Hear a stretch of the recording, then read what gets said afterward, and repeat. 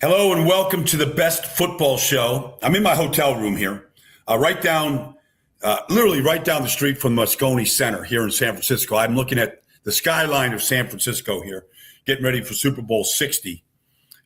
You can find this best football show by downloading your free Odyssey app, liking it, subscribing to it, commenting on it, following us. We love it. We love growing our audience.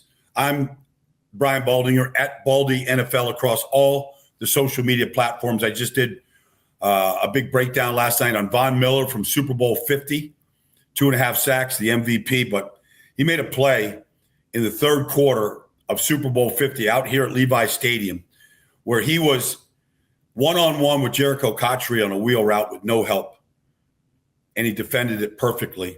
A chance for the Carolina Panthers to go up 14-13 in the game, and he defended it. I don't know if Bruce Smith or Reggie White or any of the great pass rushers, Lawrence Taylor, any of the great pass rushers in the history of the game could have done what Von Miller just did, and Von Miller can still play. He's looking to keep playing at age 37. Anyways, you can follow me at Baldy NFL. We've got breaking news. As you know, anybody who follows me, I love breaking down. I break down every position in every game in this league, but I specifically love offensive line play. And for the last 13 years, Jeff Stoutland's been the offensive line coach of the Philadelphia Eagles. And as of yesterday, he's no longer the offensive line coach. He has stepped down. He didn't retire. He stepped down. And it's significant because he came in with Chip Kelly. And Chip Kelly has run his course through the NFL, through college football. Best of luck to Chip Kelly. But he made a great hire in taking Jeff Stoutland from the University of Alabama and bringing him to the Philadelphia Eagles, where his first pick, the fourth pick in the draft in 2013, was Lane Johnson, a Hall of Fame right tackle. And I don't know what the future of Lane Johnson is. I work out at his house in New Jersey. I'm good friends with Lane Johnson. Lane Johnson and Duke Manyweather started the offensive line masterminds. I've gone to all 8 of those clinics in Dallas, Texas, over the last 8 years. Lane and Jeff Stoutland have been joined at the hip. Jeff Stoutland, you saw a nice post yesterday by Jason Kelsey saying that he would not have been the player that he became without the help of Jeff Stoutland. You think about it, Jeff Stoutland, when he first got there, Jason Peters was there, Jason Kelsey, Lane Johnson, legitimately coached 3 Hall of Fame players. All 3 are going to the Hall of Fame. The Eagles, I don't know what they're doing. They hired Sean Mannion. They hired a passing game coordinator. I guess Sean Mannion wants to bring his own run game coordinator in, offensive line coach, which is fine. You're not going to find anybody better than Jeff Stoutland. Nobody. I've been around that guy for 13 years. He does something that no other offensive line coach does in his whole league. And I don't care who you want to, Aaron Cromer or Bill Callahan, whoever. He works out all of his offensive line on the field before the game. Backups, practice squad players, starters. I'll tell you a story. Last year, 2024, third week of the season, they go to New Orleans. And in that game, the New Orleans Saints were 2-0. The Eagles were 1-1. They're coming off a disappointing loss to the Atlanta Falcons on Monday night. And I'm down there on the field, as I so often do when I'm doing an Eagle game. I go and I watch Jeff Stoutland take his starters through potential blitzes, run situations, techniques, fundamentals that are specific to the game. And there's a play in the game in the fourth quarter where the Eagles have not scored yet. They're getting shut out in New Orleans. And there's a play where Saquon Barkley breaks off a run for 65 yards for a touchdown. And on the play, the Saints tango. They have a 1 technique, they have a 5 technique, and the inside linebacker is going to come to the outside. They're all going to tango. And if Landon Dickerson can bump the 1 technique over to Jason Kelsey, but also pick off the 3 technique that's crashing inside Jordan Mailata. I'm getting technical here, but this is an unbelievable play. So if Leonard Dickerson can bump the one technique over to Kelsey and then bump the three technique and combo him to Malata, and Malata pick off the blitzing outside linebacker, there's going to be a huge hole there. They walked through this stunt in the pregame warmups. And Stoutland was emphatic. You're going to get this blitz in the game, and if we hit it, we're going to have a chance for a big play. Well, they walked through it pregame, talked through it, and then in the game in the fourth quarter, the Saints ran that blitz, and they blocked it just the way Stoutland said you have to block it. And Saquon Barkley went 65 yards. It was the defining moment in the whole game. That happens every week with Jeff Stoutland. There's no other offensive line coach that does this pregame. He's the only one that does it. I never understood it. In fact, last year, Tony Baselli, Hall of Fame left tackle, I brought him over. He was announcing the game for Jacksonville. Jacksonville is in Philadelphia. I'm announcing the game for national radio. Tony Baselli is there on behalf of the Jacksonville Jaguars. He's doing the game on the radio. And Baselli, I bring Tony Baselli over to say hello to Lane Johnson and watch what the Eagles do. And he's like, what is this? What are they doing? I'm going, Tony, they do this before every game. This is Jeff Stoutland's thing. He was blown away by it, blown away that they could get starters out there going at game-type pace, hitting bags and running through blocking combinations, getting ready for the game. It's part of the reason why these players develop under Jeff Stoutland. There's no wasted days, no wasted practices. He takes advantage of every time. I hope Jeff Stoutland coaches again. I really do. He's really great at what he does. It's a big loss for the Eagles, and I don't think they're going to recover. I don't think they're going to find anybody that can coach like Jeff Stoutland. We'll find out. Anyways, on to the Super Bowl. If you're talking about the offensive line, defensive line in the trenches, like this game, I'm looking at the Moscone Center. It's the media center for the Super Bowl. And honestly, I've done 40 interviews in the last 2 days, and I hosted a TV show yesterday for the NFL Network. Nobody's talking about this game. They're talking about everything but the game, which is kind of normal for a Super Bowl. People get bored about talking about the game, whatever. They might interview you for 12 minutes, and the last question might be, who do you have winning the game? And that's it. I get it. There's no Saquon Barkley in this game. There's no Tom Brady in this game. There's no Patrick Mahomes in this game. I get it. But it's going to be a good game. And it's kind of interesting just breaking this game down. The New England Patriots have faced the Los Angeles Chargers, the Houston Texans, and the Denver Broncos. The running backs, just the running backs, not the quarterbacks, just the running backs in those three games have run 50 times against this Patriots defense. 50 runs against the Patriots defense. They've gained 117 yards on 50 carries.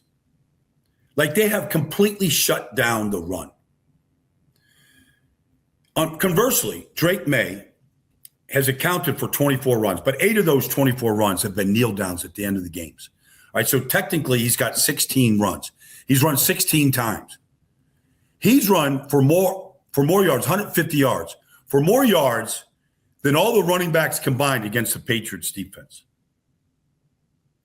In fact, 12 of his 16 runs have gone for touchdowns or first downs. Like, he has changed the game. And if you just think about that little nugget there, okay, here's the Patriots defense against Kenneth Walker III, right? Kenneth Walker's a great back. No running back so far against Patriots has gained 40 yards, right? I think the most yards so far is R.J. Harvey, ran for 37 yards on 13 carries. Less than 3 yards a carry. The longest run by a running back against this Patriots defense is 10 yards, right? Kamani Vidal had a run for 10 yards. These things have a way of manifesting themselves into big games. Like, if you can shut the run down and then you get after the quarterback, okay? If you could shut Kenneth Walker down the way the Patriots have shut down running backs, and you can then gear up to get after Sam Darnold, we know that Sam Darnold has been guilty under pressure of making mistakes. And conversely, so is Drake May. But you think about that component to this game. I kind of piggybacked off, Jeff Stoutland stepping down in Philadelphia. these games are won in the trenches. And so, while it's fun to talk about, can Sam Darnold win a Super Bowl? Can Drake May in his second year carry the torch that Tom Brady did in his second year, when he won a Super Bowl in New Orleans, against the Rams? That was Brady's second year. He took over, won a Super Bowl early. Can Drake May, start building his empire the way Brady did? All those things are going to take care of itself. And we're talking about the quarterbacks, rightfully so. We always do. You can talk about Jackson Smith and Jigba, legitimate, led the league in receiving. I mean, a legitimate route runner, hands, the whole total package. Clint Kubiak, probably going to coach his final game for Seattle. Probably going to become the head coach of the Las Vegas Raiders. You could talk about Seattle's number one ranked defense, or this ankle injury that just showed up yesterday that, that Kim and Worry just suffered, right, yesterday. And you see him limping. You see all the pictures of him limping. I think he's going to be okay. Like he could walk. So he's still got, 3 full days to get ready for this game. So I think he's going to be fine. So I don't want to get too carried away with an ankle injury in practice, defending a pass. But this game's going to come down to the trenches. Can the Patriots, with a defense that has shut down the run game, then gear up and get after Sam Darnold? It's entirely possible. Like, it is impressive what they have done. Do you think about this? They've run 50 times against this Patriots defense. The longest run by a running back is 10 yards. Like, Sam Darnold's not going to run the way Drake May can run. Like, he can run for a first down. Sam's mobile. But he's not going to run like Drake May has run in the postseason. And so, can they affect Sam Darnold in this game? That's a huge part of it. And then the one thing that shows up in these big games is typically the referees stay out of the game. I don't think you're going to see controversial calls. I think they're going to let the games play. They'll go to, replay to change a call. Like, I think typically the referees and officiating swallow the whistles, whether it's on purpose or not. There's a great soundbite in one of the Super Bowls, and I think it was involved the Patriots. And Belichick's the coach, and it might have been the big comeback against the Falcons. We were down 28-3 in the third quarter. But he comes over to his defensive line, and he's telling these guys emphatically, look, rely on your techniques. Get your hands and separate from the offensive line and disengage and get off the blocks and go make the tackle. If you're waiting for a flag to be thrown, it's not going to happen. So stop it. Play your techniques. And I'm raising my voice here because that's what Belichick was doing on the sidelines to his defensive line. Like, stop looking for flags. You're not going to get them. And I think it's a good reminder in this game that you're probably not going to get a lot of calls. You're probably not, even the pass interference calls that we see that, sometimes change the games. I don't think you're going to see them. I think you'll see Christian Gonzalez on Jackson Smith and Jigba a lot. Like, I think that's going to be a matchup. Now, not all the time because of the way Clint Kubiak moves Jackson Smith and Jigba around in the backfield, in the slot, in motion. It's hard to just say you're going to match him up. But there'll be times when they line up and he'll line up and there'll be a one-on-one type situation, or at least a matchup zone type situation to try and limit the big plays of Jackson Smith and Jigba. But, Rashid Shaheed on the other side's got elite speed, maybe the fastest player in the league. You saw in the second series against Denver, Shaheed got deep against Riley Moss, 51 yards, end up scoring on the drive. Explosive plays lead to that. And that leads me to one last comment on this game, because we're talking about the run game and the trenches and how if you limit the running backs, can you get after the quarterbacks? And all that stuff is just kind of generic football talk. But it is interesting. Yesterday, as an exercise, I went back and I watched all the explosive throws by Drake May in 19 games. In 20 games. So counting the 17 regular season games and the 3 postseason games, Drake May's played 20 games. He's got 78 explosive pass plays. 78. I think it's second most in the league to Sam Darnold, who had 90. And it's interesting. It's everybody. Ramondre Stevenson has caught some of those passes. Hunter Henry, Austin Hooper, Pop Douglas, Efton Chisholm, Mac Hollins. And you think, okay, it's got to be just Stephon Diggs. He's got his share. And most of them for Stephon Diggs are just catches and runs after the catch, where he's just so good after the catch. And then, of course, Kayshon Boutte, who's their deep ball threat. He spreads the ball around quite a bit. But they're an explosive team. And if you're just tracking in this game, explosive plays lead to scores. They just do. You don't get explosive plays. Generally, it's getting hard to score. That you can still march down the field 10 plays, 12 plays, 13 plays, and get scores. Yes, you can do that. It's hard. It's hard to do it because these are the number 1 ranked defense is Seattle, and the number 4 ranked defense is New England. It's hard against great defenses to just march down the field for a string of plays without negative plays, without penalties, without getting explosive plays. It's hard to score against these defenses. You need those plays. The other thing to look for in this game, and I did some breakdowns on this earlier in the year for both teams. Both teams are excellent tackling teams. Now, that's not news breaking, but tackling is an issue in this league.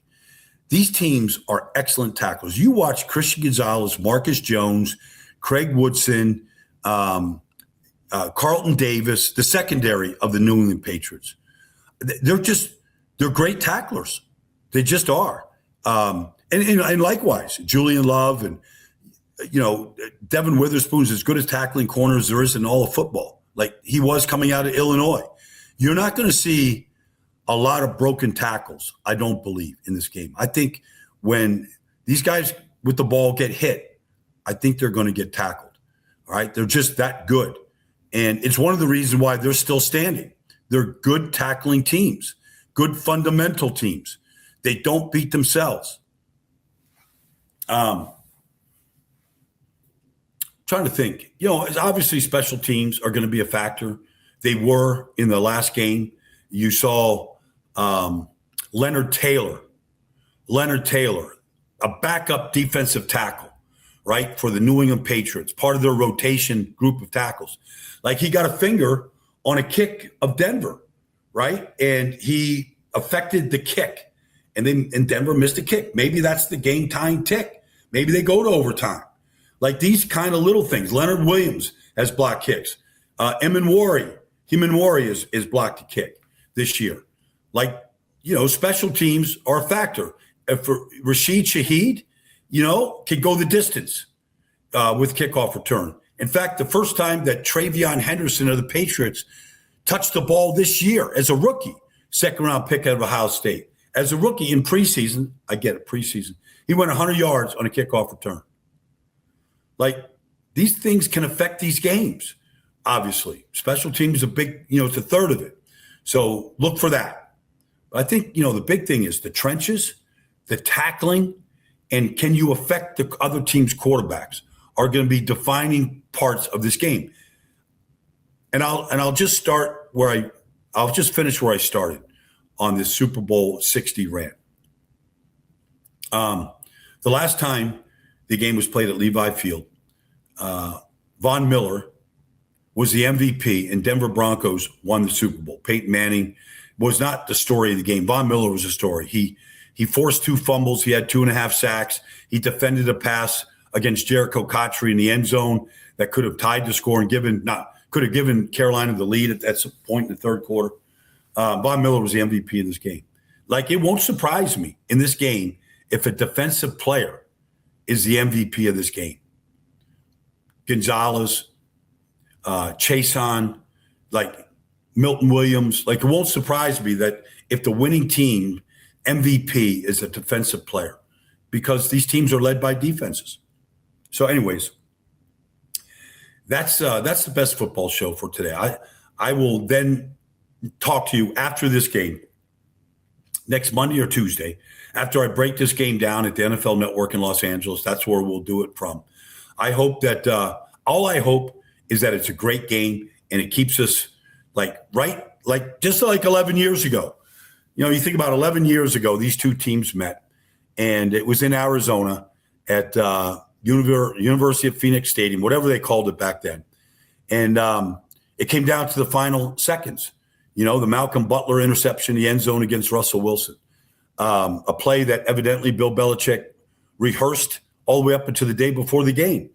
And it came down to the final seconds. I just hope that this game comes down to the final seconds and we just get a great competitive game without some of the star power that sometimes leads the hype throughout the weeks leading up to this game. Hope that next time I talk to you, I'm talking to you about a very exciting Super Bowl 60. Enjoy it, everybody. There's something for everybody in this game.